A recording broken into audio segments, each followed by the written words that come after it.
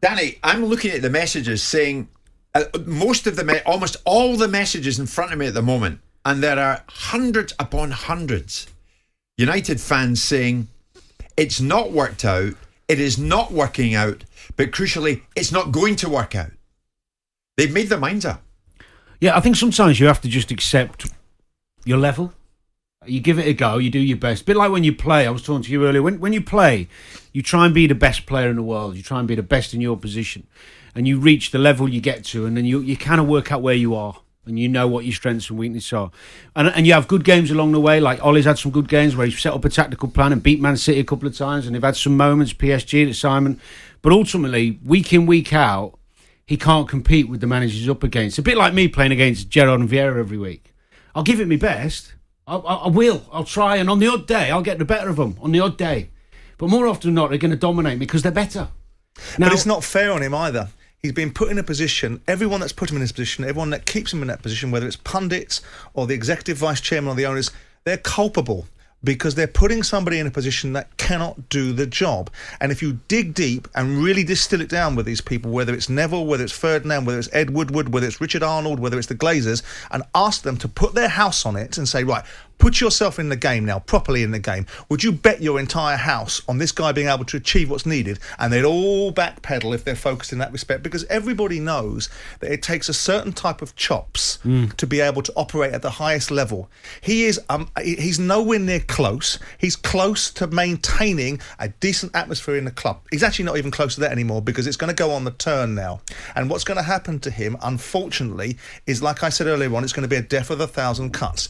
He's got players out there that aren't doing their jobs. He's got players that aren't good enough to do their jobs. He's got players like Pogba that have got the ump and come on and throw themselves around and let people down, and people defending that sort of positioning. You've got players like Fernandes that are a luxury, that look great on the eye but don't do enough for the team. You've got game IQ out there from some of these so-called international footballers that beggars belief. But beyond all of that, the tone and temperature and consequence. Danny said it last week, and it's the most sage-like piece of observation that you need to have.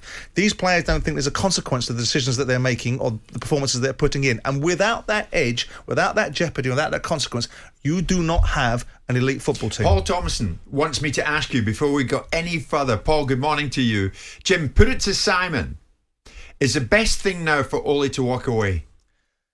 He's not objective enough to do that. When you've got people that are coercing you into the belief, whether it's the people that you're employed by or your mates in the media, and that's an accusation that's been made of us about Steve Bruce, that ultimately give you the feeling that you can do it, you're not objective. Is he going to walk away? Probably not. I thought Souness's idea was the lesser of all evils, which is right now, while these guys are entranced in the position to own this football club, that somehow or another he's going to lead them down the pathway and out to some sort of solution.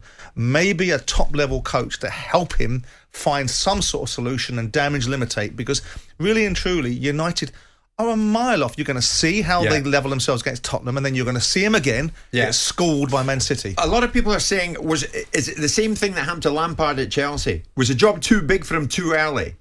Tactically, have they got it to do it? They're very different jobs, but yeah, I understand the comparison in terms of Frank's inexperience. But you're 3 years in, you should be seeing a much bigger progression in terms of being competitive against the best. Yeah. And they've gone backwards this season. Maybe there is, with the new signings, an expectancy from the fans that transfers to Ole, where he's got to be this free-flowing, play nice football. He's lost the pragmatism which he had in certain games last year. Because we've made these three signings, we're now going to compete.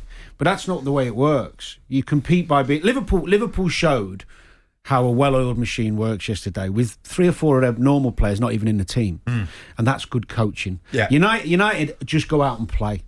I mean, the analysis was there for everybody to watch over and over again.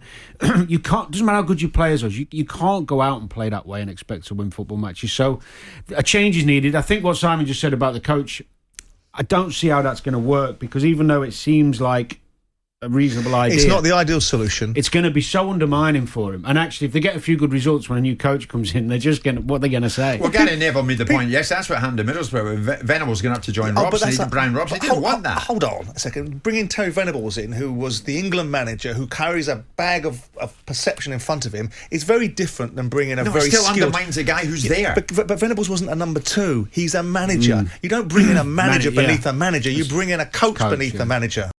Jim White and Simon Jordan, Monday to Thursday morning 10 till 1 on AM, on DAB, via the talkSPORT app and on your smart speaker.